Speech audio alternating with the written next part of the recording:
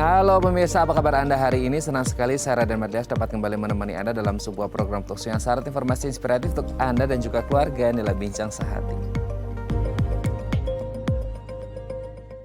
Ya pemirsa, kata orang-orang kan rambut itu adalah mahkota gitu ya. Nah, salah satu kesehatan yang biasa terjadi di rambut atau di kulit kepala kita yang ya sebenarnya kadang-kadang orang ngomongnya sepele gitu ya. Aduh, itu kan masalah kecil banget tapi bisa mengganggu kepercayaan diri kita, kenyamanan diri kita, apalagi kalau kita pas lagi pakai baju warna hitam. Nah, itu kelihatan banget apalagi kalau bukan ketombe. Nah, ternyata ketombe ini adalah sel-sel kulit yang mati. Ternyata ya yang kalau ngomongin tentang kayak ketombe-ketombe gitu, ternyata ada lain lagi namanya adalah Tinea capiti. Nah, ini adalah infeksi jamur di kulit kepala yang bisa menyebabkan kayak kulit kepala itu jadi kayak bersisik, kerontokan, bahkan sampai kebotakan. Nah, inilah topik yang akan kita bahas hari ini, yaitu infeksi jamur pada kulit kepala. Namun sebelum bahasnya, kita akan membahas terlebih dahulu nih mitos fakta seputar kesehatan rambut dan kulit kepala. Kita lihat yang pertama pemirsa.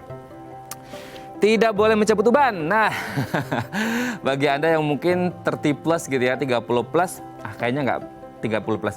20 plus juga sekarang mungkin banyak yang udah mulai keluar abu-abu gitu ya, putih-putih di rambutnya alias uban. Dan biasanya ini sering banget ya kita dengar kalau ada uban jangan dicabut.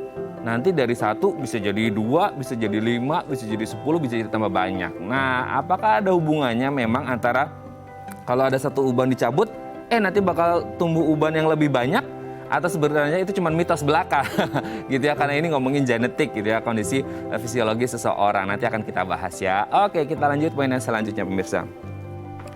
Minyak kemiri membuat rambut lebih lebat. Di luaran sana banyak sekali orang yang menggunakan bahan alami seperti minyak kemiri untuk melebatkan rambut, menghaluskan rambut, melebatkan rambut dan lain sebagainya. Pokoknya itu kesehatan kulit kepala dan juga rambut. Tapi pertanyaannya gini, ketika ada orang menggunakan minyak kemiri dan lebat, apakah ini memang hasil pure gitu ya, murni dari minyak kemirinya, atau mungkin karena faktor-faktor yang lain? Nanti akan kita bahas juga ya. Oke, kita lanjut pada yang selanjutnya.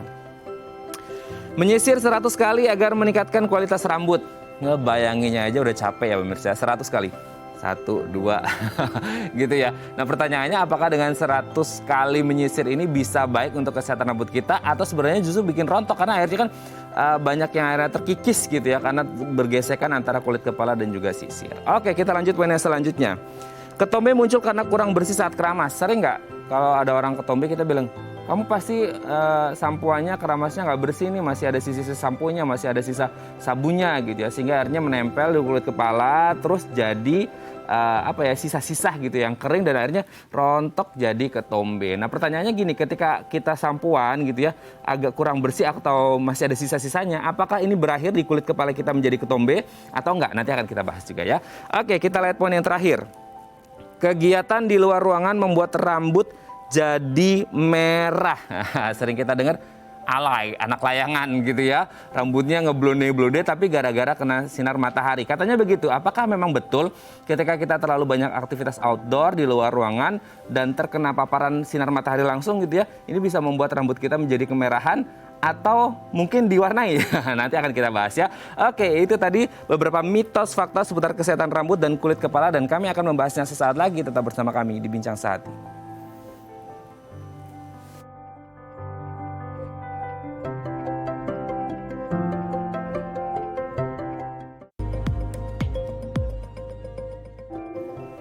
Baik, Anda masih bersama kami di Bincang Sehati. Tadi di segmen sebelumnya pemirsa kita sudah membahas ya mitos fakta seputar kesehatan rambut dan kulit kepala. Coba deh Anda lihat-lihat gitu ya. Coba periksa gitu ya. Kalau saya kan ini minim rambut ya gitu ya. Nah, kita kalau berbicara tentang kesehatan rambut atau kulit kepala, banyak yang merasa ini kayaknya fakta atau ini mitos belaka, karena salah satu penampilan seseorang gitu ya, ini bisa dilihat dari rambutnya juga, seperti itu ya, bagaimana cara kita merawat rambut. Tadi ada beberapa mitos, nanti akan kita bahas dengan dokter, kita sedang menghubunginya. Nah, kalau ada beberapa mitos atau fakta yang tadi saya sebut, contohnya yang pertama nih, uban. Mungkin dulu kita berpikir gini, uban itu cuma untuk lansia. Mungkin ya dulu oma opa kita, kakek nenek kita, mungkin yang ubanan itu ya mereka gitu ya, karena memang udah usia lanjut, proses degeneratif dan lain sebagainya, hingga akhirnya secara genetically mereka memutih atau mengabu gitu ya rambutnya menjadi uban. Tapi kan sekarang ya mungkin karena pola hidup, gaya makan yang kurang sehat dan lain sebagainya gitu ya. Hingga akhirnya membuat kayak aduh ternyata proses ubanisasi gitu ya. Proses menjadi ubannya itu jauh lebih cepat. Di usia-usia produktif, dewasa produktif, bahkan kalau mungkin terakhir-terakhir kita bisa melihat di usia 20 plus pun banyak dari teman-teman kita yang mungkin sudah memiliki uban gitu ya. Entah karena mungkin ya sekarang kan banyak yang akhirnya pakai ya perawatan rambut segala macam yang kurang sesuai akhirnya membuat rambutnya jadi gak bagus gitu ya. Oke, untuk membahas mitos fakta yang tadi sudah disebutkan di segmen sebelumnya, kita sudah terhubung di sambungan Zoom dengan Dr. Ineke Halim, SPKK, dokter spesialis kulit dan kelamin dari Bethsaida Hospital. Selamat pagi, Dr. Ineke, apa kabar? Halo, selamat pagi Mas Raden. Kabar baik? Kabar baik ya dok ya. Oke dokter, hari ini kita akan membahas mahkota manusia nih ya. Seputar rambut dan kulit kepala seperti itu. Tapi sebelum membahas tentang infeksi jamur di kulit kepala, kita akan bahas terlebih dahulu nih dok beberapa mitos fakta seputar kesehatan rambut dan juga kulit kepala. Yang pertama adalah seputar uban dok. Katanya kita nggak boleh mencabut uban dok, karena katanya dengan mencabut uban yang awalnya cuma satu yang dicabut bisa jadi 10, bisa jadi 100, bisa jadi 1000 alias lebih banyak. Betul nggak sih dok ini dok? Jadi sebenarnya ini mitos ya. Jadi kalau uban itu kan sebenarnya rambut yang menjadi putih ya. Nah jadi kalau kita mencabut satu uban, pasti yang tumbuh ya tetap satu juga. Karena tidak akan tumbuh 100 ya, karena di dalam satu folikel rambut itu ya satu rambut ya, satu folikel. Oke ya, jadi yang dicabut satu ya yang tumbuhnya satu, nggak kemudian ubannya satu dicabutnya jadi banyak gitu ya. Oke, kita lanjut yang selanjutnya. Minyak kemiri membuat rambut lebih lebat. Gimana nih dok? Nah, kalau ini nih sebenarnya masih harus dilihat dulu nih. Jadi karena memang udah turun-temurun dari dulu udah lama bahwa penggunaan minyak kemiri itu bisa menumbuhkan rambut. Nah, namun kalau kita mau mengatakan sesuatu itu efektif, itu tentu harus ada penelitiannya. Nah, penelitiannya itu untuk membandingkan bagaimana efeknya, terus ada pengukurannya tentunya ya. Nah, sejauh ini belum ada penelitian yang melihat efektivitas dari minyak kemiri ini pada manusia. Kalau yang saya lihat sih udah ada yang penelitiannya pada kelinci, pada marmut ya. Dan dikatakan bahwa ada memang efeknya minyak kemiri dapat menumbuhkan rambut. Tapi sejauh itu belum ada penelitian pada manusia, ya kita belum bisa bilang bahwa ini benar-benar efektif. Tapi sebenarnya kalau ngomongin minyak kemiri dok, ini kan sudah terlanjur banyak di masyarakat yang ya antara percaya nggak percaya ya gitu tentang minyak kemiri gitu. Karena ada juga yang mungkin yang berhasil, ada mungkin yang tidak. Nah ini sebenarnya faktor cocok-cocokan juga nggak sih dok? Maksudnya dengan kondisi kulit kepala masing-masing, riwayat kesehatan atau genetiknya, DNA-nya juga itu bisa berpengaruh nggak sih dok? Iya, bisa pengaruh. Karena kita juga harus lihat dulu sebenarnya penyumbur rambut yang nggak tumbuh apa sih, gitu kan ya. Bisa jadi memang belum tumbuh terus dipakai minyak kemiri, ternyata jadi tumbuh. Karena kan banyaknya dipakai pada anak-anak ya, di Indonesia ya, pada anak bayi. Ya kita aja sebenarnya mungkin proses pertumbuhannya belum gitu, dipakai minyak kemiri jadi bertambah banyak. Jadi bisa aja itu ada efek sugesti juga. Tapi seperti tadi yang saya bilang ya, jadi kalau untuk benar-benar kita mau memastikan ada efeknya nih, coba kita tunggu penelitian dulu. Oke, yang penting sudah ada penelitiannya dan hasilnya apakah ini sesuai atau tidak gitu ya. Oke, kita lanjut yang selanjutnya. Nah, ini yang lumayan bikin capek ya. Ini bacanya aja bikin capek nih dok. Menyisir 100 kali biar meningkatkan kualitas rambut. Nah, apakah kualitas rambut bisa dihasilkan dari sampai 100 kali nyisir rambut nih dok? Jadi sebenarnya ini sih mitos ya. Yeah.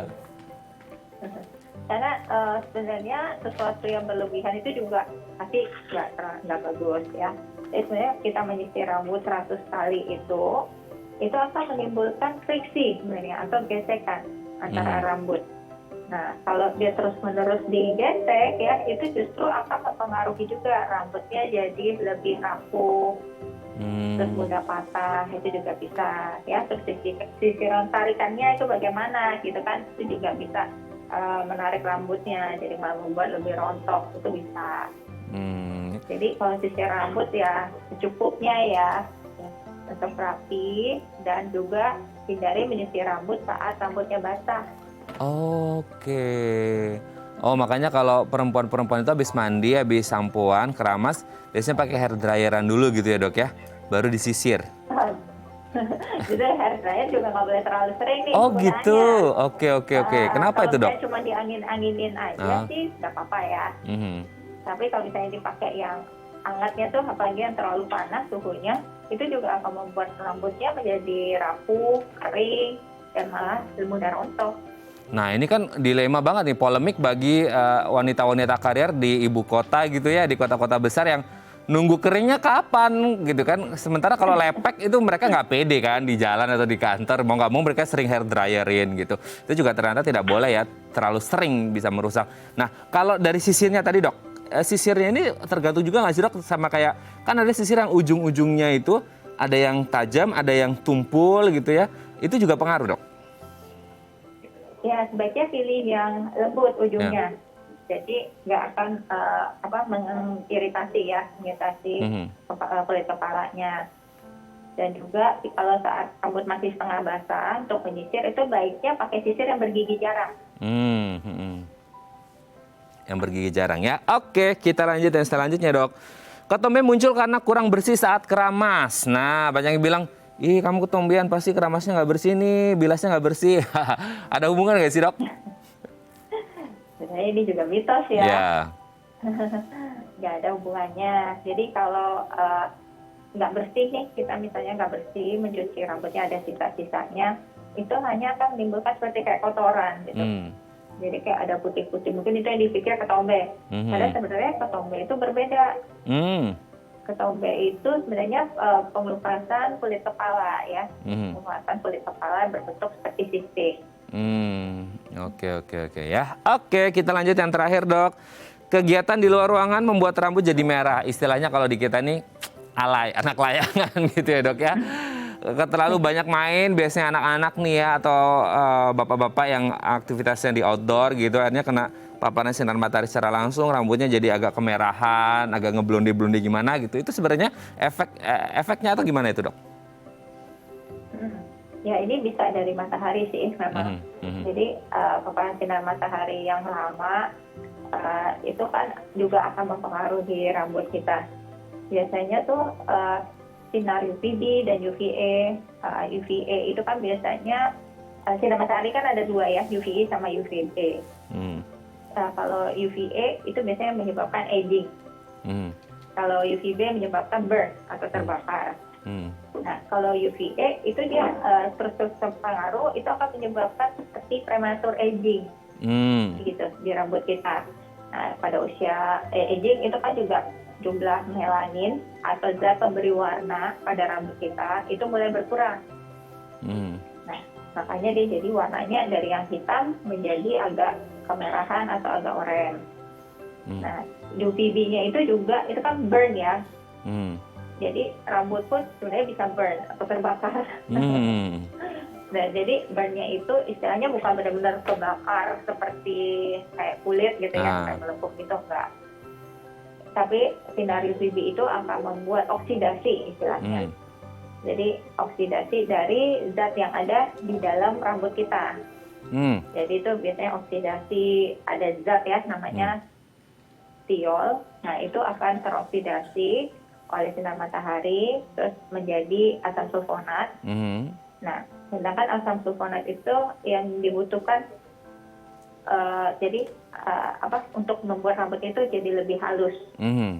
Oke. Nah, jadi itu kan dicegah matahari ya, jadi dia akan jadi lebih rapuh dan kering. Oke. Tapi pertanyaannya itu berbahaya nggak sih, Dok, untuk kualitas rambutnya? Kalau lama-lama dibiarin iya, jadi rambutnya kan jadi rapuh, jadi mudah patah. Oke. Jadi ya rambut rontok jadinya. Nah, kalau bisa bekerja di luar ruangan harus dikasih cover juga ya dok ya, topi atau apa gitu ya, supaya tidak terlalu langsung terpapar sinar matahari secara langsung. Oke, dokter Ineke, terjawab sudah mitos fakta seputar kesehatan rambut dan kulit kepala. Nanti di segmen selanjutnya kita akan lanjut lagi ngomongin tentang infeksi jamur di kulit kepala ya dok ya. Baik pemirsa, bagi Anda yang memiliki pertanyaan seputar tema kita hari ini, Anda bisa menghubungi kami di nomor 021 290 3244 atau DM Instagram kami di @bincangsaatidayatv. Kami akan segera kembali.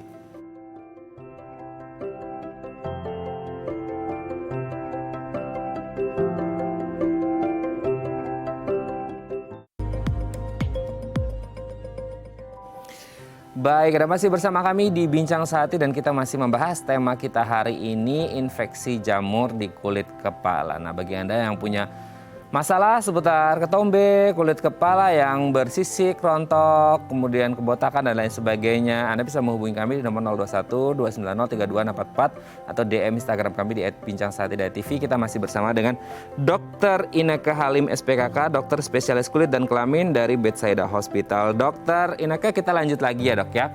Kali ini kita akan bahas tentang kulit kepala gitu, ada infeksi jamur.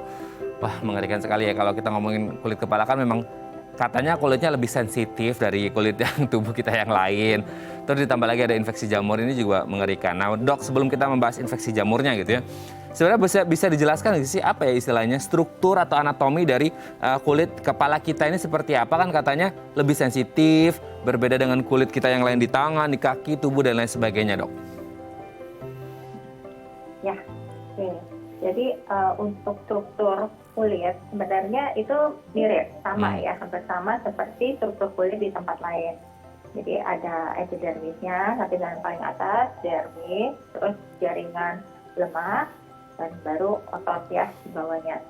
Nah, cuma yang membedakan dengan area lain itu adalah bagian atasnya, kulit paling atas, itu biasanya lebih tebal dan biasanya lebih padat jaringannya ya.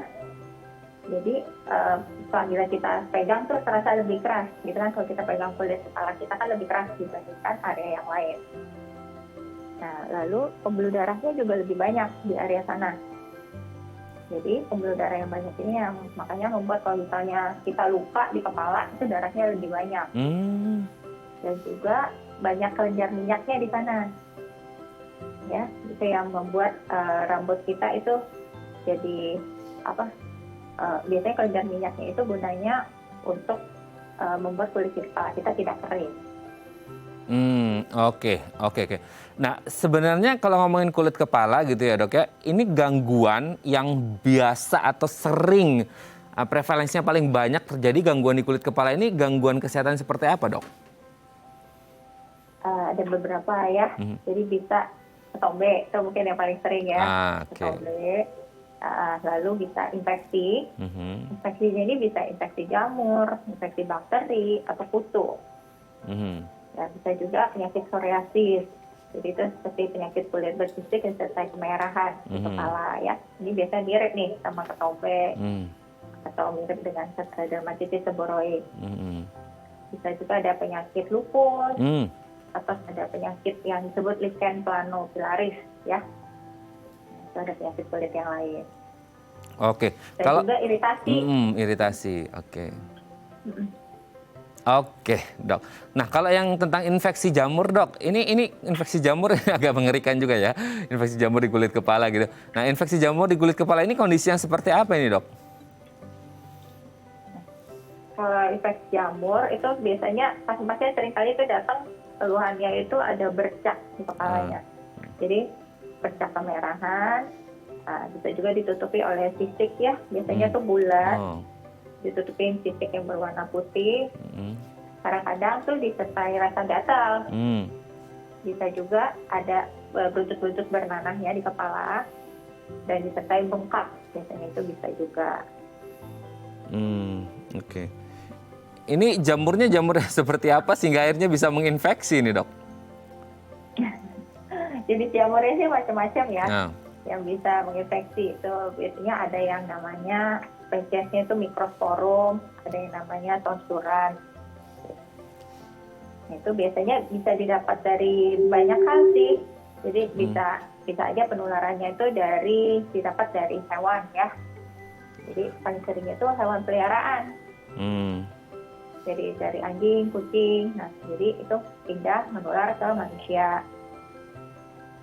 Nah, juga penularannya itu bukan hanya melalui kontak langsung dengan hewannya, tapi juga bisa melalui rambutnya, bulunya ya, bulunya yang rontok, yang nempel di baju atau di dalam ruangan. Nah, itu bisa menyebabkan infeksi jamur di kepala.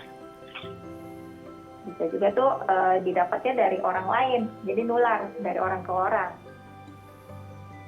Bisa dari kontak langsung atau dari sharing barang-barang pribadi, seperti sharing topi, ya, sisir, handuk.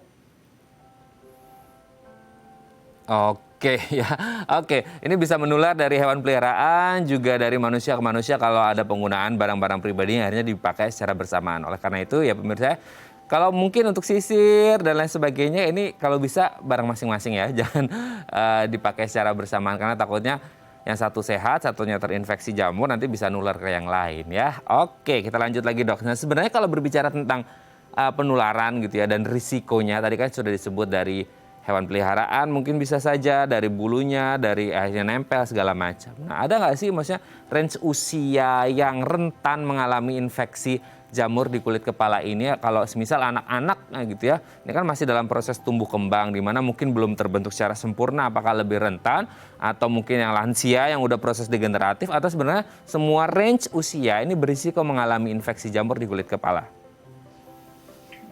Jadi semua usia itu beresiko terkena penyakit infeksi jamur di kepala, tapi memang paling sering ditemukan itu pada anak-anak, biasanya usia 3-10 tahun.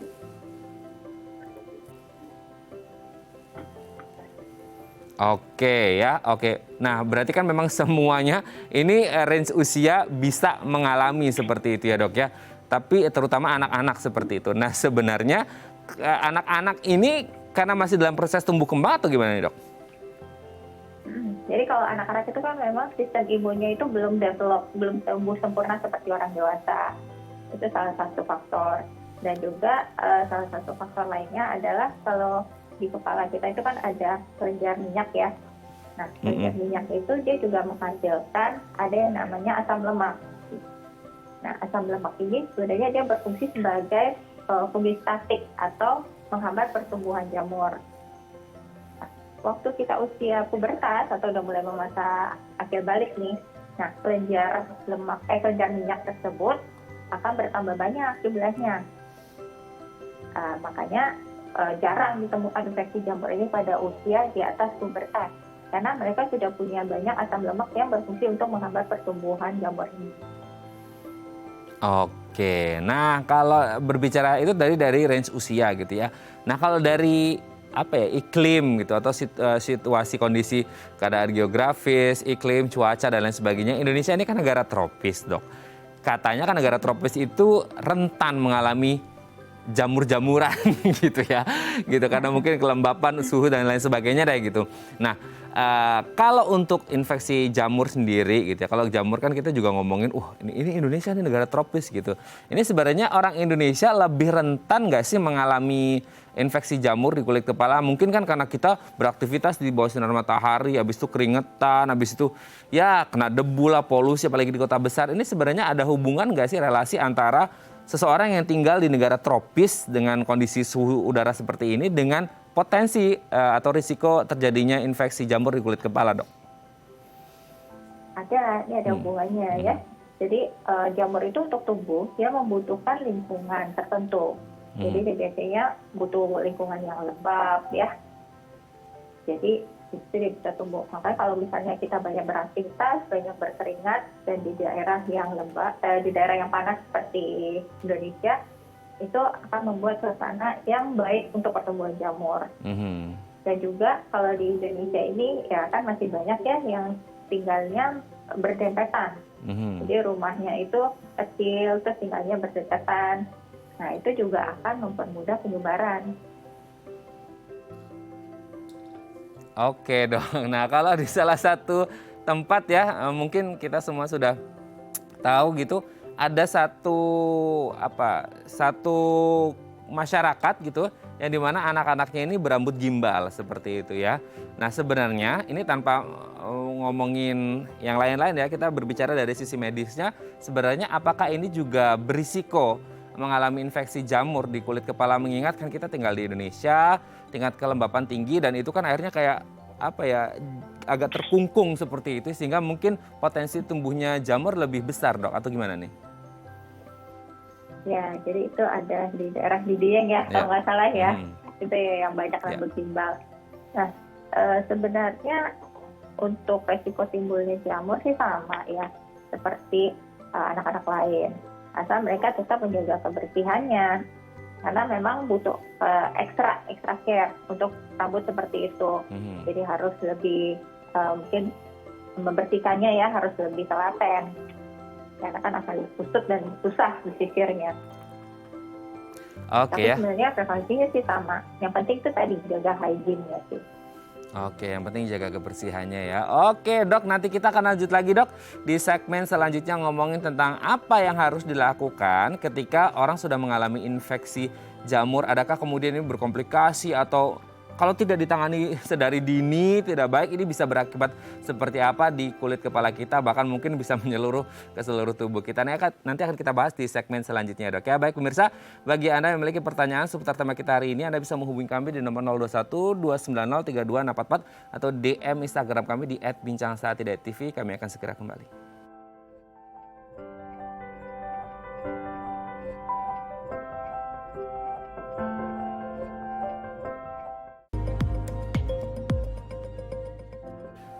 Baik, Anda masih bersama kami di Bincang Sehati dan kita masih membahas tema kita hari ini, infeksi jamur di kulit kepala. Nah, bagi Anda yang memiliki pertanyaan seputar tema kita hari ini, Anda bisa menghubungi kami di nomor 021 290 32644 atau DM Instagram kami di @bincangsaati.tv. Kita masih bersama dengan Dr. Ineke Halim SPKK, dokter spesialis kulit dan kelamin dari Bethsaida Hospital. Dr. Ineke, kita lanjut lagi dok.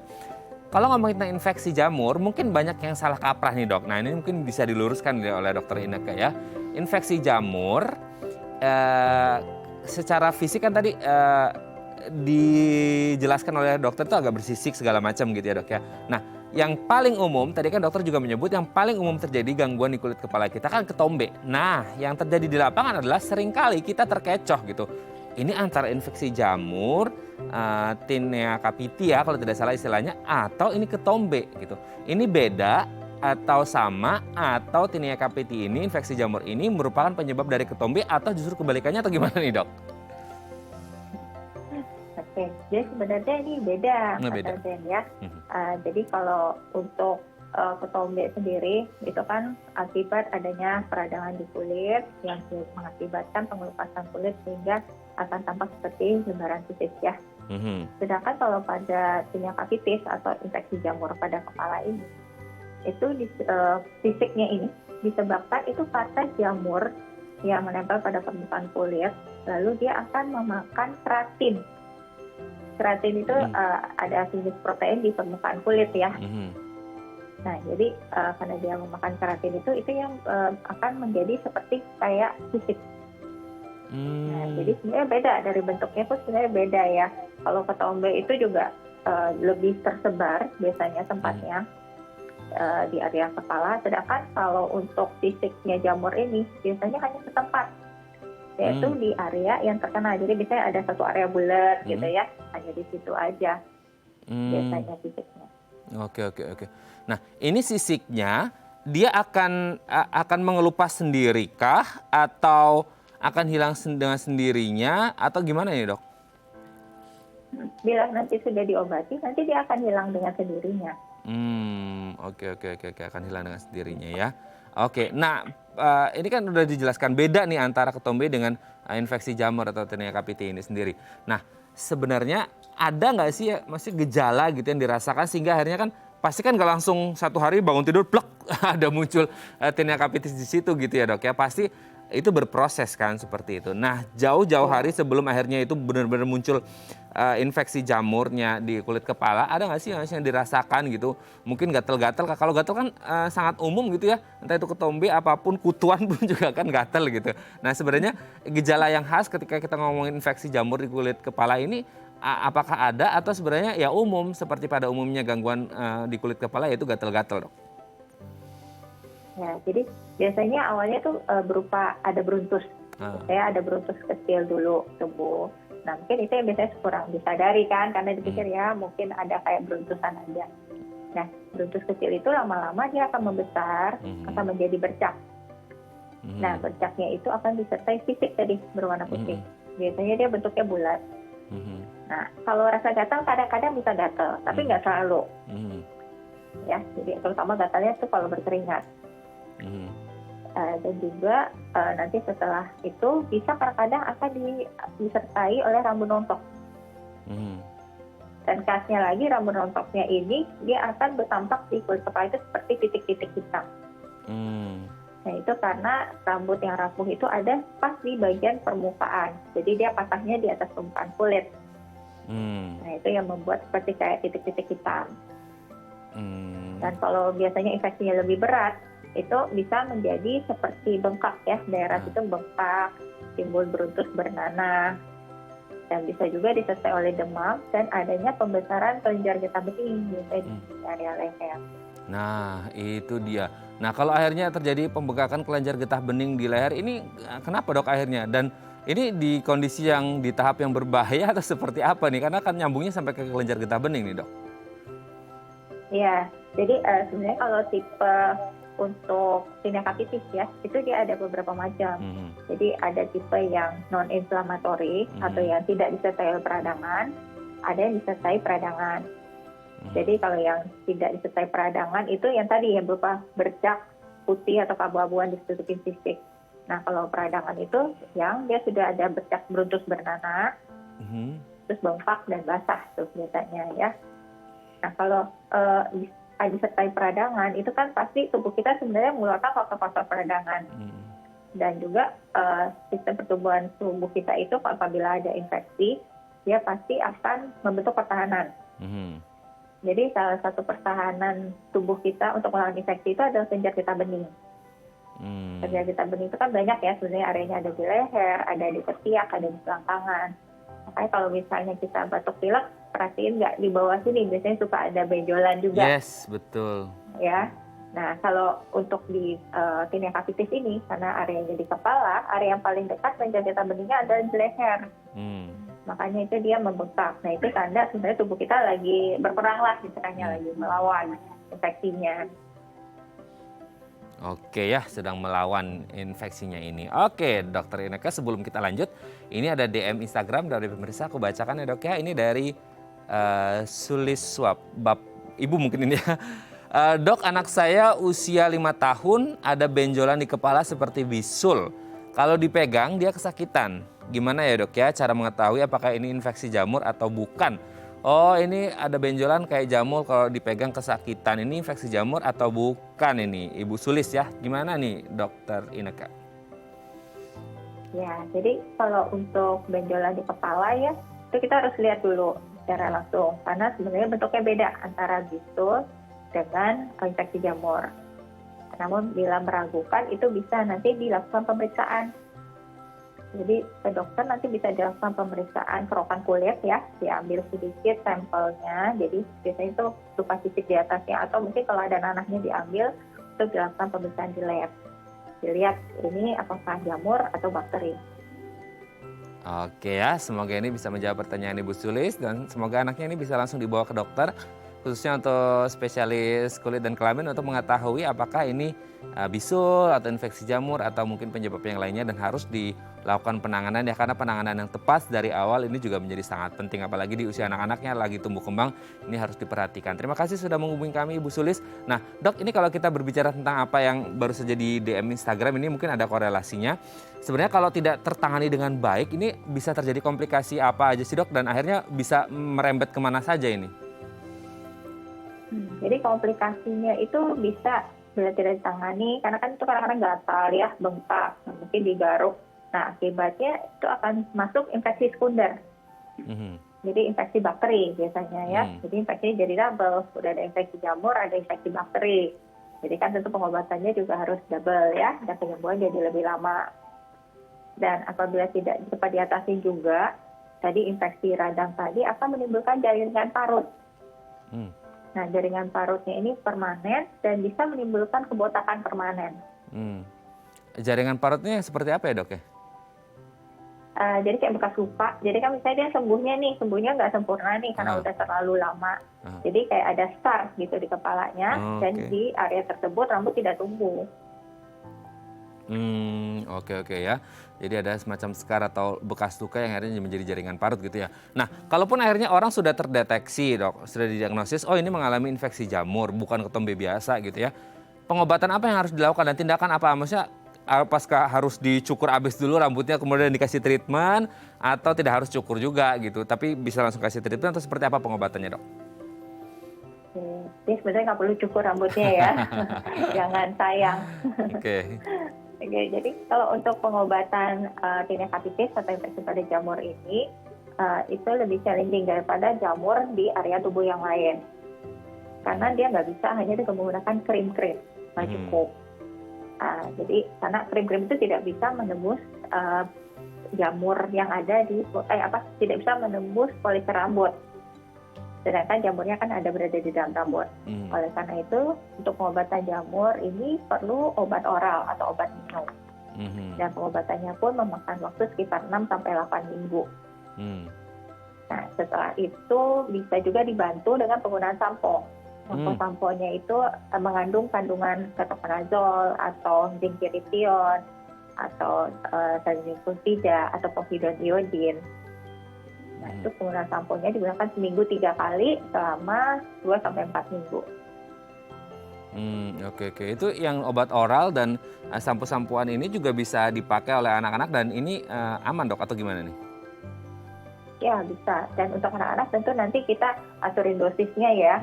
Karena kan untuk anak-anak ada dosis tertentu dan nanti dilihat juga efek sampingnya bagaimana. Karena kadang-kadang bisa agak mual, itu bisa ada efek samping.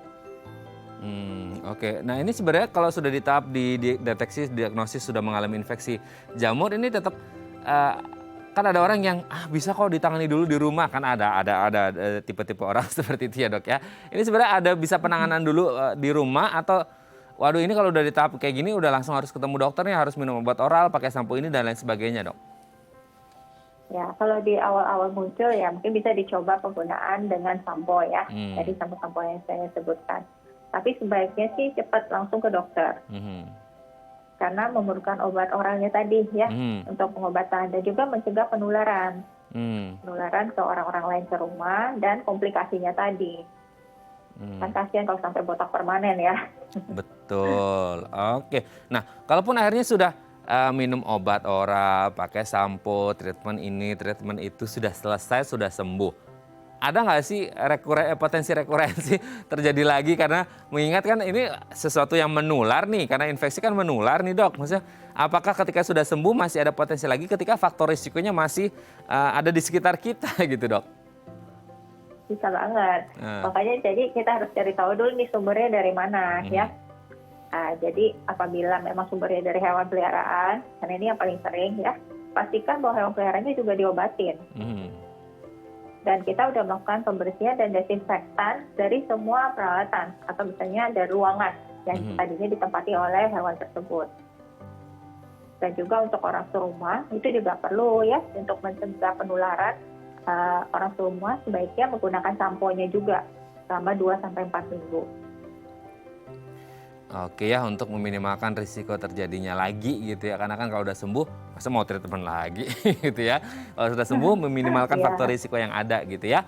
Oke dokter, ini sudah terjawab jelas gitu ya, apa itu tinea capitis dan infeksi jamur atau di kulit kepala gitu ya, yang akhirnya oh ini cara penanganannya kalau akhirnya sudah terjadi seperti itu. Nah nanti di segmen terakhir Dok kita akan membahas mungkin apa saja yang bisa kita lakukan nih sebagai tips pencegahan atau meminimalkan risikonya terjadi infeksi jamur di kulit kepala ya, Dok ya, nanti di segmen terakhir. Baik pemirsa, bagi Anda yang memiliki pertanyaan seputar tema kita hari ini, Anda bisa menghubungi kami di nomor 021 290 3244 atau DM Instagram kami di @bincangsaatidayatv. Kami akan segera kembali.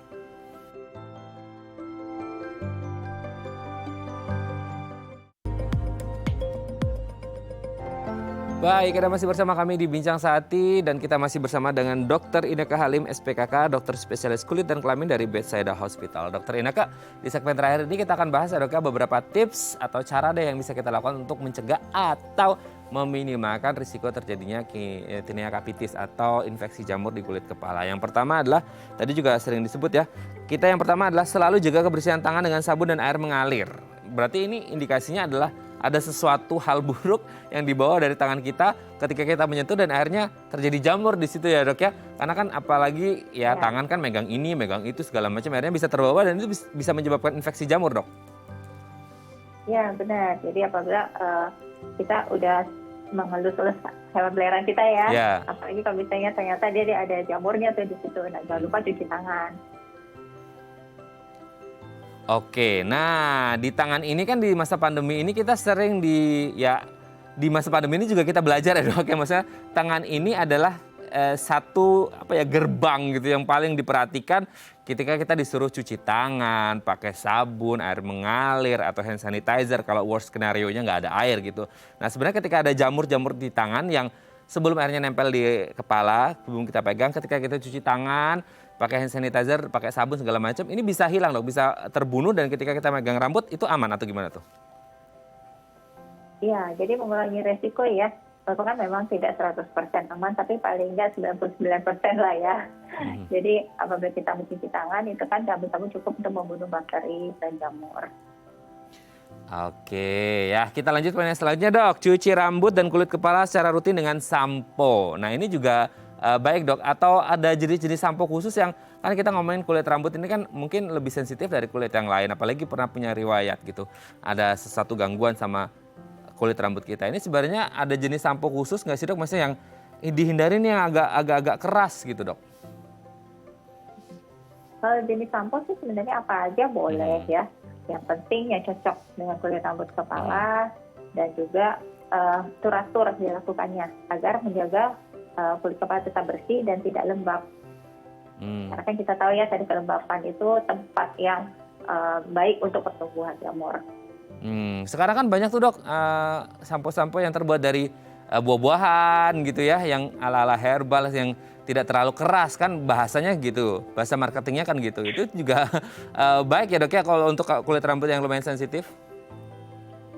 Ya bisa, tapi sebenarnya sih kalau herbal belum tentu berarti dia lebih aman ya atau lebih kurang menyebabkan iritasi. Jadi tetap harus dilihat dari kandungannya sih. Komposisinya jadi biasanya apa kan ya? tuh kalau untuk komposisinya apa. Jadi biasanya kan ada LSS atau misalnya lauryl sodium sulfat gitu ya. Deterjennya pilih yang biasanya lebih sedikit kandungannya. Oke, nah terkait dengan frekuensi intensitas keramas nih dok, sampoan. Ini ada nggak sih maksudnya kayak kalau sampoan setiap hari bisa bagus atau bisa jelek? Nah sehari maksimal berapa kali sampoan atau ada idealnya nggak sih kalau untuk sampoan dengan keramas gini dok? Jadi kalau untuk keramas ini tergantung tipe kulit sebenarnya. Jadi untuk tipe kulit yang berminyak ya misalnya yang sehari nggak cuci rambut tuh udah lepek banget rasanya ya, itu nggak apa-apa. Memang harus cuci rambut tiap hari. Tapi kalau misalnya tipe rambutnya itu kering, cukup 2-3 kali per minggu untuk cuci rambut. Oke ya, oke jadi kalau sesuaikan juga dengan jenis kulitnya gitu ya. Jadi jangan salah juga gitu ya. Kulit ini berapa kali dalam seminggu, kulit ini seperti apa. Oke, kita lanjut dok. Nah ini yang tadi juga sempat di-mention sama dokter Ineke nih, jangan berbagi barang-barang pribadi seperti sisir, handuk kalau untuk ngelap segala macam. Ini potensi tersebarnya atau menularnya tinggi ya dok ya? Iya, jadi untuk barang-barang ini memang penularannya tinggi dan tergantung dari daya tahan tubuh tiap orang juga. Oke ya, jadi tergantung dari daya tahan tubuh seseorang. Oke, yang selanjutnya adalah hindari hewan yang terinfeksi jamur. Nah, biasanya yang terinfeksi jamur ini yang ada tanda pitaknya gitu ya.